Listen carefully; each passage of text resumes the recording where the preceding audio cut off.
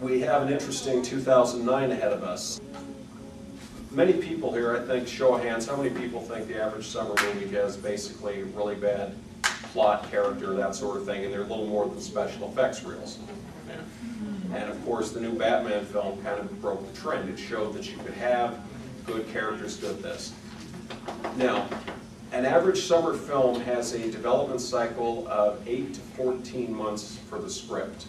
So think about that. You have 14 months to get a script that most people say no plot, no character development, that's so on and so forth. I have been told that the G.I. Joe film, with the strike pending, they told the writer you have 7 weeks to get the script in. Now, fortunately, the strike has been settled, and of course the writers are back and they can add to it and so on and so forth. The last major budget film that I remember where they literally had a writer on set writing scenes shortly before they shot was Waterworld, and we all know how that turned out. We have the new G.I. Joe film, which is expected to be the first of at least 3 films in the series. You have Ray Park, who played Darth Maul. He'll be playing Snake Eyes, one of the villains. Sienna Miller's in it.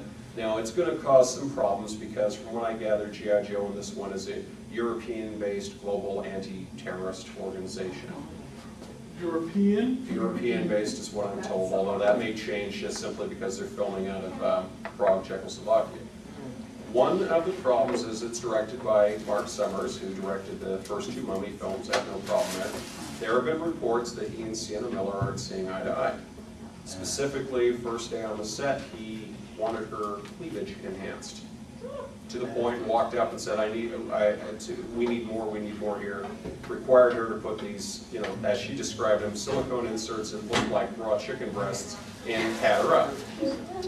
And so that is, that got off to it. So you kind of see where it goes. They're going for a cartoony look to it. Remember this, there's also the ever-popular musical chairs with films. Stuff is announced. I'll give you an example. 6 years ago, I started talking about the Logan's Run film that I was told was going to start production up in Canada, would be under before the lenses in 6 months, and Bryan Singer, who did the Superman movie, was attached to it. We're still talking about it, we're still talking about multiple directors, and lo and behold, it just popped up again on the release chart of saying, oh, it's coming, it's coming. So things change. Just because the studio has a right to do something, just because they have interest in it, doesn't mean it's going to happen.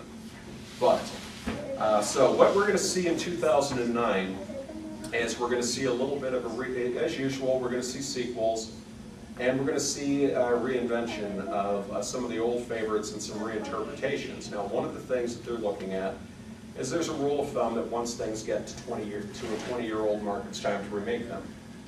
And one of the other things we're seeing, did anyone here see the new Journey to the Center of the Earth? If you get a chance, see it in the 3D, because the new Direct 3D is very good. They're able to layer it a lot better. The scale is a lot better. You don't have the red and the blue glasses. They're clearer, they're dark, kind of like Beowulf. They're making tremendous strides with the new 3D technology. Toward that end, Toy Story is going to be released in 3D. Toy Story 2 is going to be released in 3D a year later, shortly thereafter by Toy Story 3. They are looking at, George Lucas has kind of hinted that he is strongly considering doing all 6 of the Star Wars films in the new 3D format and releasing them that way. I have been told that James Cameron, who is busily working on his budget-busting movie Avatar with Sigourney Weaver, is going to have aspects of the new high-end 3D in it. And apparently he has found little ways to enhance it to make it even more so. So 3D is the big thing. And I tell you that because, anybody here fans of the horror film industry? You remember this movie called My Bloody Valentine? They are remaking it in 3D. It'll be out this year. And this was one right after Halloween and right after Friday the 13th hit. Everybody said, okay, they've proven, now Friday the 13th was Paramount, but Halloween was independent. To this day is still the most profitable film in terms of a small independent film made for a few $1,000s went on to do millions and opened up the whole genre. All these copycats. This was one of the so-called copycats that people said, well, this one actually wasn't so bad. Hence why we're getting a remake of that.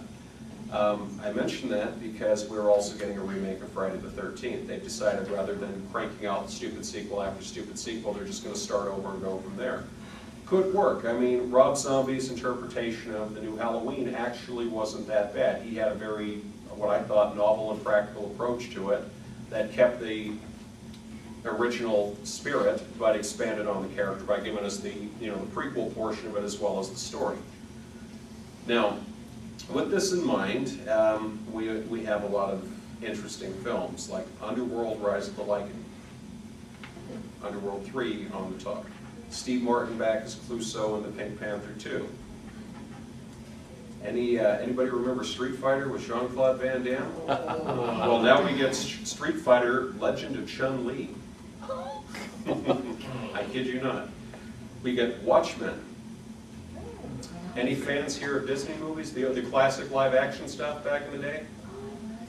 Everyone remember Witch Mountain and Escape from Witch Mountain? Or Returning? They have the new one remade with The Rock. Is being called Race to Witch Mountain. Rumors also might have some 3D elements to it, but they are redoing Witch Mountain. The Rock?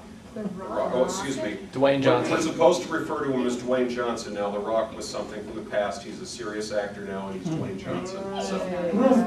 Yeah, that's not going to stick. No. Well, give it 10 years. Yes. They are redoing The Wolfman with Benicio del Toro starring as the Wolfman, and no offense to Benicio, but as I said, little makeup needed. Because if you think about it, he's got the complexion, he's got the the intense look. You put a little fur on him, and he's good to go. It's probably well known by you now, but they've shown footage last week. The Wolverine standalone film is into production and is going now, so there's no more rumors. The cameras have been rolling on that. And that is with Hugh Jackman? With Hugh Jackman, yes indeed. They have shot footage. Footage has been developed. They stepped on stage at Comic-Con last week and formally announced it and showed the footage, so it's going to happen now.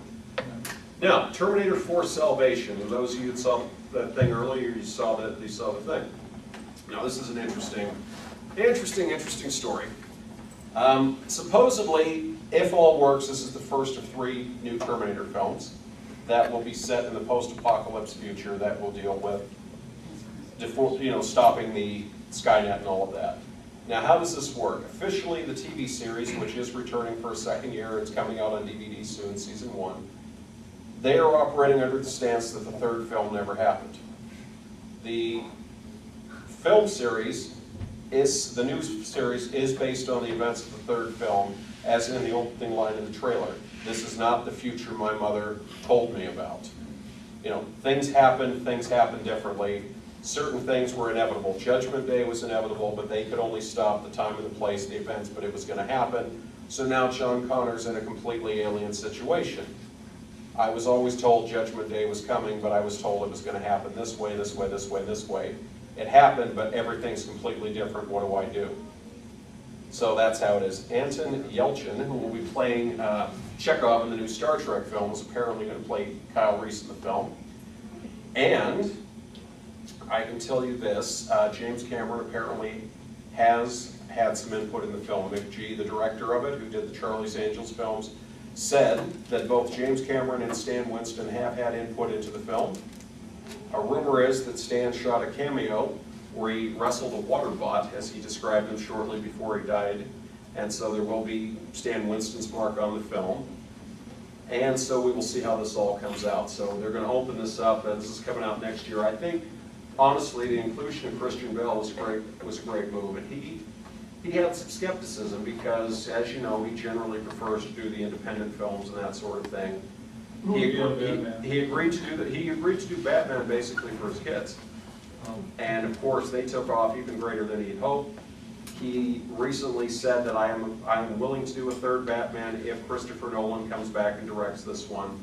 Christopher Nolan has basically said, okay, I'd like to conclude the film series with the next film, and that's it. The way they're making money, Warner Brothers isn't going to sit with that, so we'll discuss that later. But